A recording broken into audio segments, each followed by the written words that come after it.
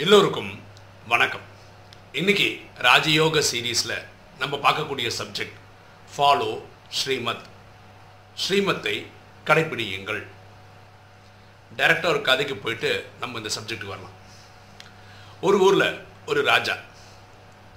அந்த ராஜா ஒரு விளம்பரம் பண்ணார், அதாவது பிரஜைகளுக்கு. உங்களுக்கு தெரியும், ராஜ தர்பாரில் விருந்தெல்லாம் பயங்கர ஹைஃபையாக இருக்கும். கரெக்டாக விலை உயர்ந்த உணவுகள் இல்லை, பயங்கர பாஷாக இருக்கும் அவங்க உணவெல்லாம். அவர் பொதுமக்கள் கூட வந்து கலந்துக்கலாம் அந்த விருந்தில். ஆனால் கண்டிஷன் என்னென்னா, இந்த ராஜா அணிந்திருக்கிறார்ல அந்த மாதிரி ஒரு ட்ரெஸ் போட்டு வரணும். அப்படி போட்டு வர்றவங்களுக்கு அனுமதி இலவசம், வந்து சாப்பிட்டு போகலாம்.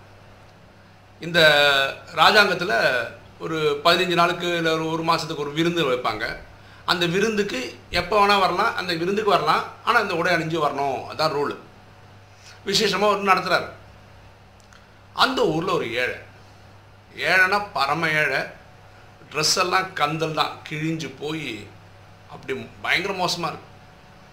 இவனுக்கு ஒரு ஆசை, என்னைக்காவது ஒரு நாள் அரண்மனையில் போயிட்டு அந்த விருந்தை கலந்து சாப்பிட்ணுன்னு ஒரு ஆசை.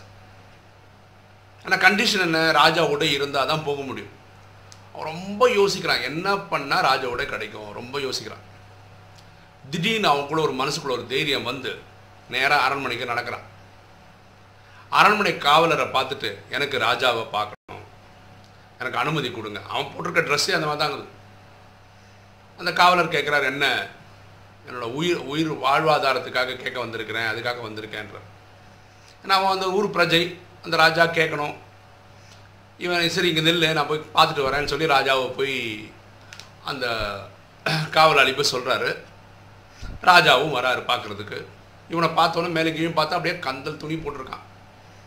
இப்போ ராஜா கேட்குறேன், என்ன நீ பார்க்கணுன்னு சொன்னியாமேன்? ஆமாம் அரசரேன்றான். என்ன வேணும் உனக்கு? நான் இப்படி ஒரு கேள்விப்பட்டேன், நீங்கள் உங்கள் அரண்மனையில் வந்து விருந்தளிக்கிறீங்க, ஆனால் கண்டிஷன் வந்து ராஜா ட்ரெஸ் போட்டு வரணும் அப்படின்னு சொல்லியிருக்கீங்க. நான்லாம் ரொம்ப பரம ஏழை, எனக்குலாம் அந்த ட்ரெஸ்ஸெல்லாம் கிடையாது. நீங்கள் தப்பாக நினைக்கலன்னா நான் ஒன்று சொல்கிறேன், நீங்கள் கேட்குவீங்களா?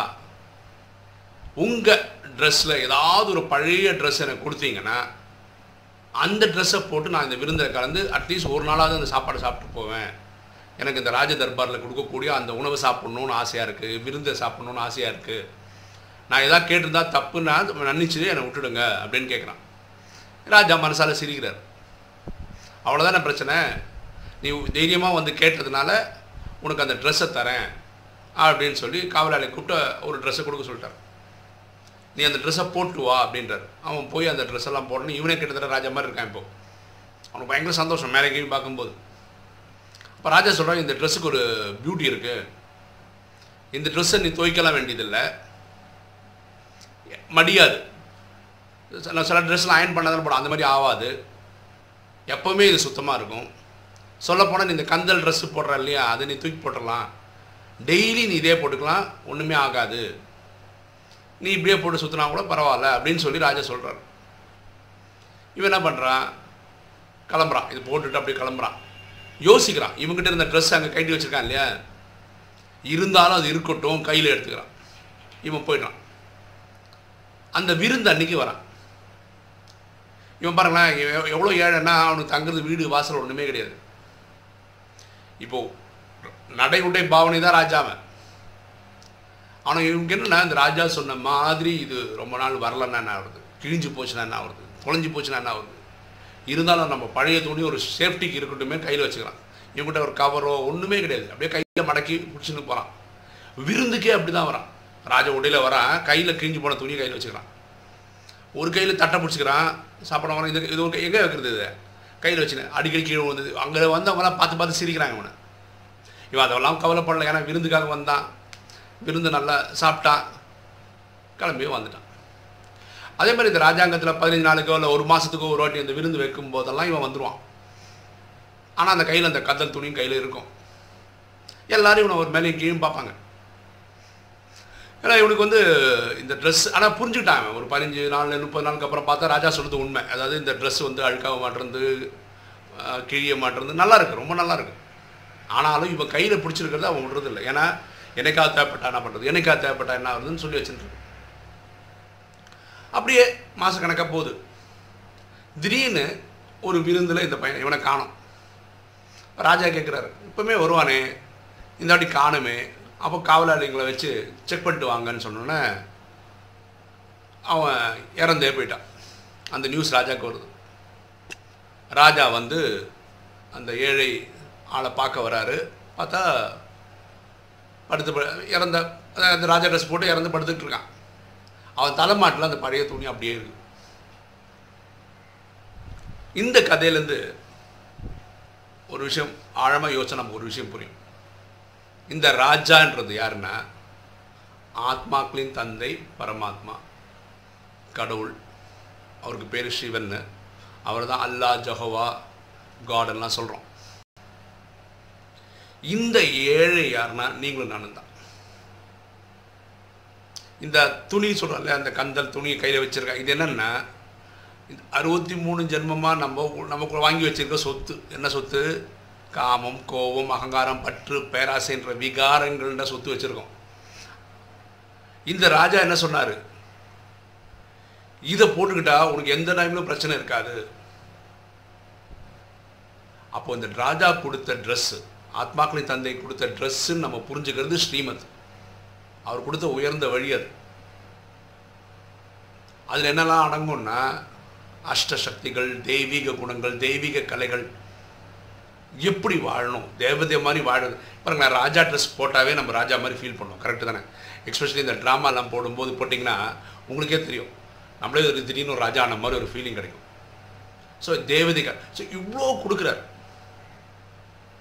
நம்மளும் இந்த மாதிரி 7 days கோர்ஸ்லாம் கற்றுக்கிட்டு ராஜயோகம், ஆக்சுவலாக இந்த ராஜயோகம் அவன் போய் கற்றுக்கிறான். அந்த ட்ரெஸ்ஸை கொடுக்குறதே வந்து 7 days கோர்ஸ் கொடுத்து சேர்ந்த மாதிரி கணக்கு. இருந்தாலும் இந்த ஏழை என்ன பண்ணுறான்? அந்த பழைய துணியை வச்சுக்கிறான். நம்மளில் பலர் இப்படி தான் இருக்கும். என்ன சொன்னாலும் சரி, தெய்வீக குணங்கள் பரமாத்மா கொடுத்தாலும் சரி, தெய்வீக கலைகள் கொடுத்தாலும் சரி, அஷ்டசக்திகள் கொடுத்தாலும் சரி, நமக்குள்ளே எங்கேயோ ஒரு பழைய வீக்னஸ் இருக்குது. என்ன வீக்னஸ்ஸு?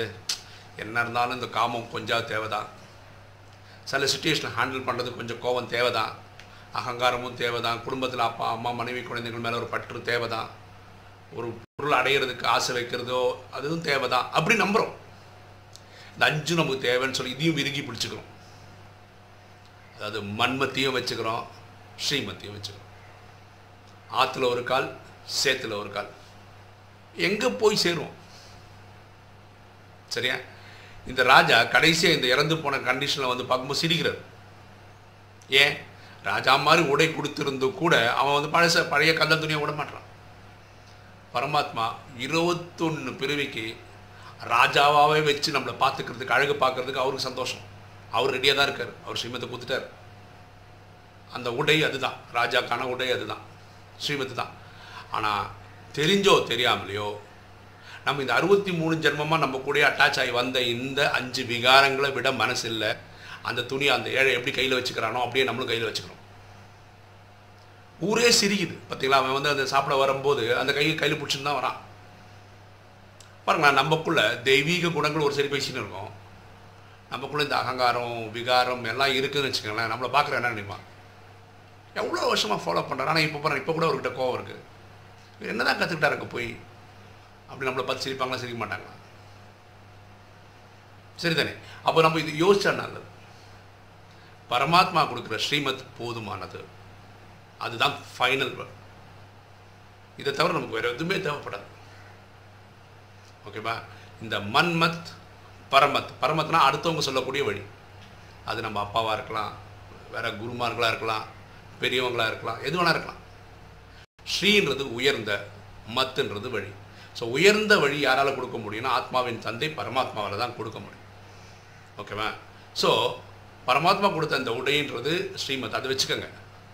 இந்த 5 விகாரங்கள்ன்ற அந்த அழுக்கு துணியை தூக்கி போட்டுருங்க, இல்லை இந்த யஜ்ஞத்தில் போட்டு எரிச்சிடுங்க. ஓகே, இன்றைக்கி வீடியோ உங்களுக்கு பிடிச்சிருக்குன்னு நினைக்கிறேன். பிடிச்சிங்க லைக் பண்ணுங்கள், சப்ஸ்கிரைப் பண்ணுங்கள், ஃப்ரெண்ட்ஸுக்கு சொல்லுங்கள், ஷேர் பண்ணுங்கள், கமெண்ட்ஸ் போடுங்க. தேங்க்யூ.